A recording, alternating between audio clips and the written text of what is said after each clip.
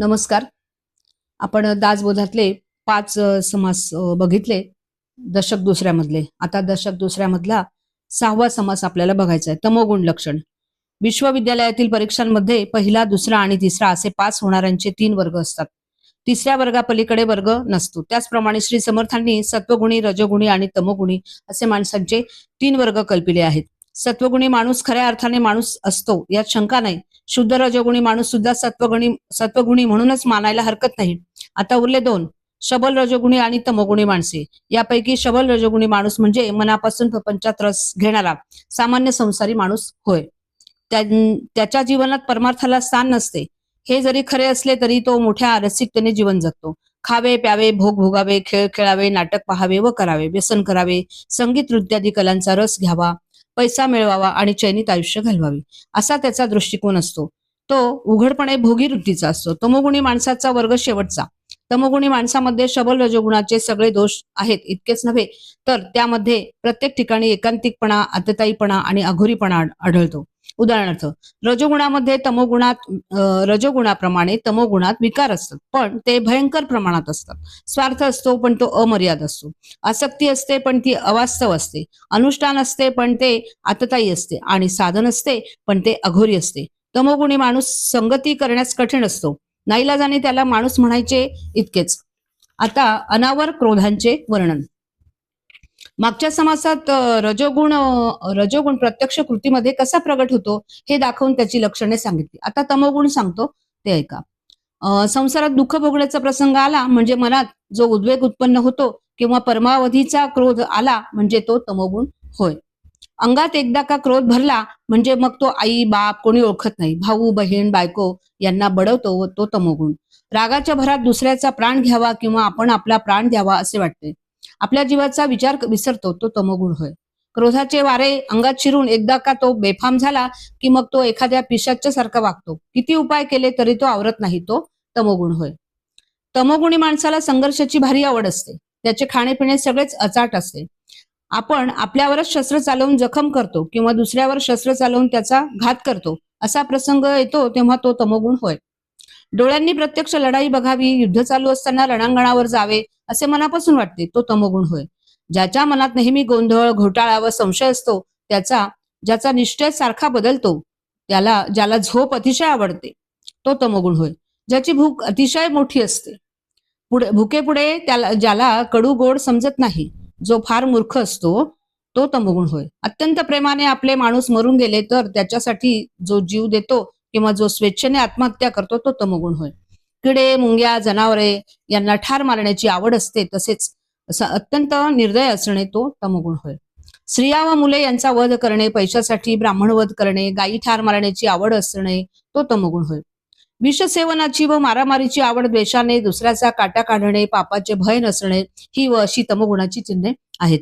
विष खाण्याचे व्यसन ज्याला आहे अशा माणसाच्या आग्रहाने ज्याला विष सेवन करावेसे वाटते, तसेच दुसऱ्याला मारून टाकावे असे मनात येते, तो तमोगुण होय. मनामध्ये दुष्टबुद्धी धरून जो दुसऱ्याचे कमालीचे नुकसान करतो, जो सदैव उन्मत्त आणि उर्मट असतो, तो तमोगुण होय. कुठेतरी भांडणतंटा व्हावा असे ज्याला वाटते, धक्काबुक्की करावी अशी इच्छा ज्याला होते, ज्याच्या मनात द्वेष पेट घेतो, तो तमोगुण होय. लढाई स्वतः पाहावी किंवा लढाईच्या गोष्टी ऐकाव्या किंवा स्वतः लढाई करावी, शत्रूला मारावे तरी नाही तर स्वतः मरावे असे ज्याला वाटते, तो तमोगुण होय.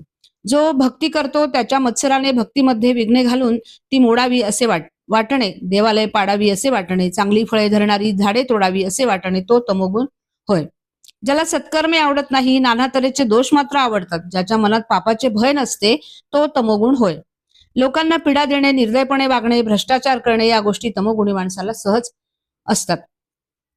ब्राह्मणास दिलेली वतने, वर्षासने, निर्वाहाची साधने जो नष्ट करतो, प्राणी मात्रांना उगीच दुःख देतो, ज्याला मुद्दाम मोठ्या चुका करण्याची आवड असते, तो तमोगुण होय. जो आगी लावतो, शस्त्रांनी मारतो, पिशाच्य बाधा करून घेतो, विष खायला घालतो आणि मत्सराने जीव घेतो, तो तमोगुण होय.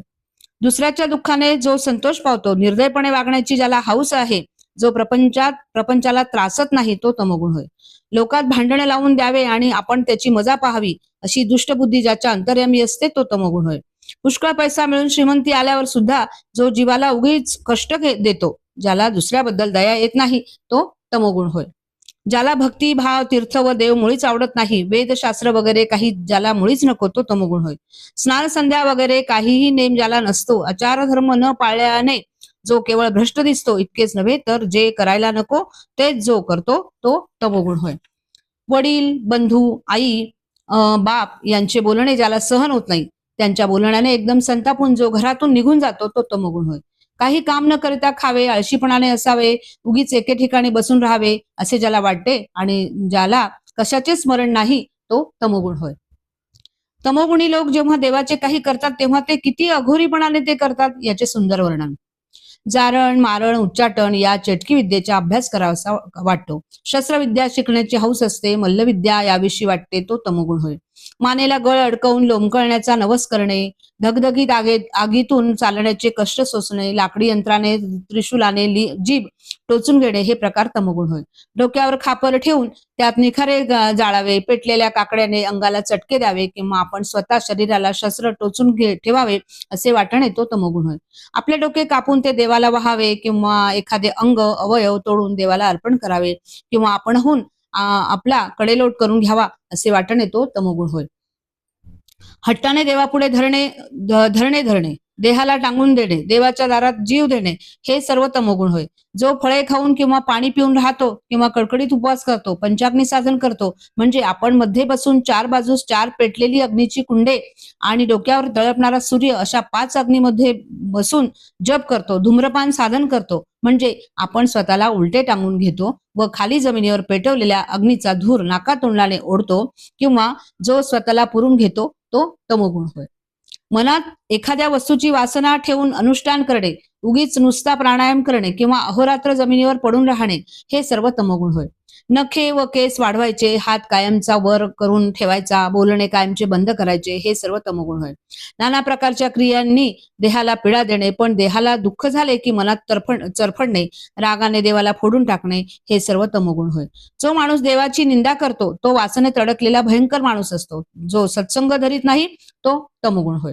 तमोगुण हा असा आहे, तो असाधारण म्हणजे विलक्षण आहे, तो सोडून द्यावा यासाठी थोडक्यात त्याचे विवेचन केले आहे. तमोगुण प्रत्यक्ष वर्तनात कसा आढळतो हे आतापर्यंत सांगितले.